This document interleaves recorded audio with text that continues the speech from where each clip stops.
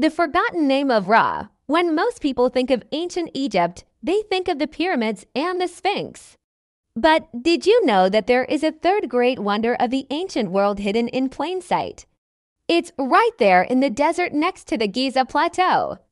And it's called the forgotten name of Ra. Hi, everyone. Hi, everyone. Welcome to this channel. The forgotten name of Ra is one of the oldest and most sacred sites in all of Egypt.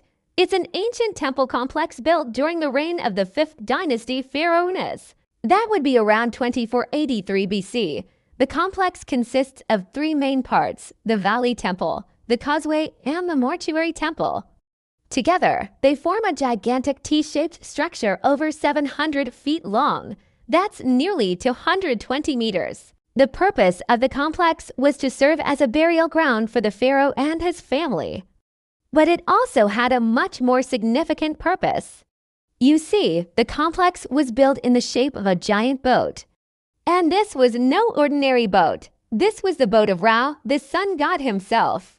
The pharaoh was considered to be the embodiment of Ra on earth. So by building the complex in the shape of a boat, they were literally turning the pharaoh into a god. The complex was constructed using huge blocks of limestone. Some of the blocks weigh several tons. And the entire structure was covered in white Tura limestone. This made it look like a giant shining boat on the horizon. Unfortunately, most of the limestone has been stripped away over the centuries. But we can still see the remains of the boat's hull and its mast. We can also see the remains of 2 obelisks that were erected at the entrance to the Mortuary Temple.